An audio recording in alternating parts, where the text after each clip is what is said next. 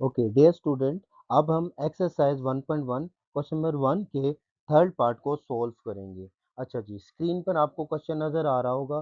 तो सबसे पहले बच्चों, यहाँ पर आपको नज़र आ रहा होगा आयोटा की होल पावर नेगेटिव है। तो सबसे पहले आप आयोटा की होल पावर नेगेटिव को पॉजिटिव करें। तो कैसे पॉजिटिव करेंगे? इसको आप रिवर्स कर लें। मतलब ये कि 1 ऊपर और माइनस आयोटा की पावर 19 नीचे, तो ये होल पावर नेगेटिव से पॉजिटिव हो गई है। दूसरी बात, प्रीवियस 2 क्वेश्चन में मैंने आपको ये बताया, जब आपके पास कोई नेगेटिव वैल्यू है और उसकी होल पावर ओड है तो वो नेगेटिव लिखी जाएगी। क्लियर? तो यहाँ पर नेगेटिव आयोटा है, मतलब नेगेटिव की होल पावर 19 है। तो हम क्या करेंगे, इसको हम इसको नेगेटिव में ही लिखेंगे। For example 1 over minus iota. अब ये 19 डायरेक्ट पावर बन जाएगी आयोटा की। फिर हमने ये बताया मैंने आपको कि आपने ये लाजमी चेक करना है कि आयोटा की पावर इवन है या ओड है। अगर आपके पास आयोटा की पावर ओड है तो आप इसको ब्रेक करेंगे 1 लेस पावर के साथ, तो ये बन जाएगी 1 प्लस इवन पावर। तो अब आप 19 को अगर आप ब्रेक करें, 19 को अगर आप ब्रेक करें तो ये इस तरीके से ब्रेक होगा, 1 ओवर माइनस आयोटा की पावर 1 प्लस 18। फिर आपने वही फार्मूला यूज़ करना है जो हमने 9th में डिस्कस किया था। जब आपके पास बेस सेम हो तो पावर ऐड हो जाएंगी, बट सेम बेस के साथ पावर्स को सेपरेट भी कर सकते हैं। तो हम यही ट्रिक अप्लाई करेंगे इस स्टेप पर। तो हम इसको किस तरीके से लिखेंगे, 1 over 1 over minus as it is iota की पावर 1 और मल्टीप्लाई बाय आयोटा की पावर 18। अब आपके पास ये जो पावर इवन है 18 पावर है, तो इसको आप इजीली 2 पर डिवाइड कर सकते हैं।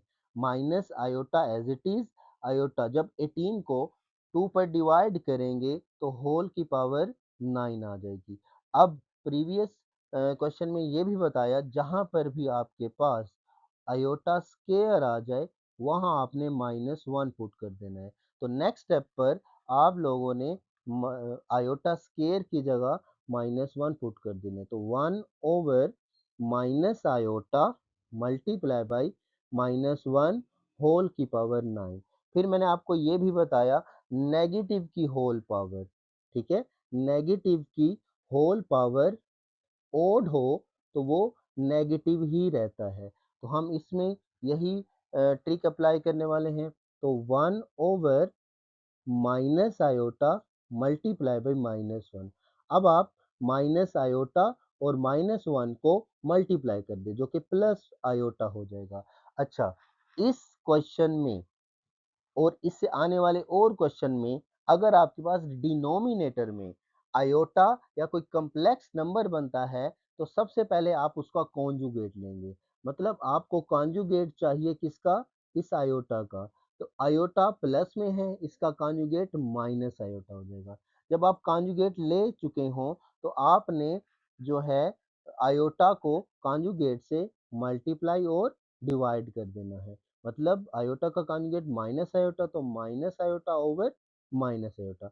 अब आपने इसको फेस टू फेस मल्टीप्लाई कर देना है।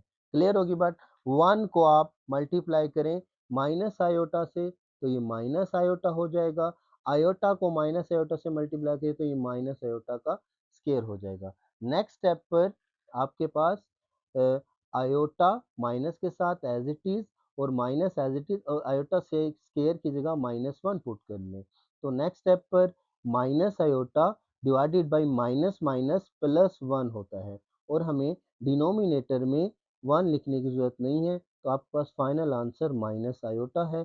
अब आप चेक भी कर सकते हैं। तो देखिए यहाँ पर आंसर माइनस आयोटा है।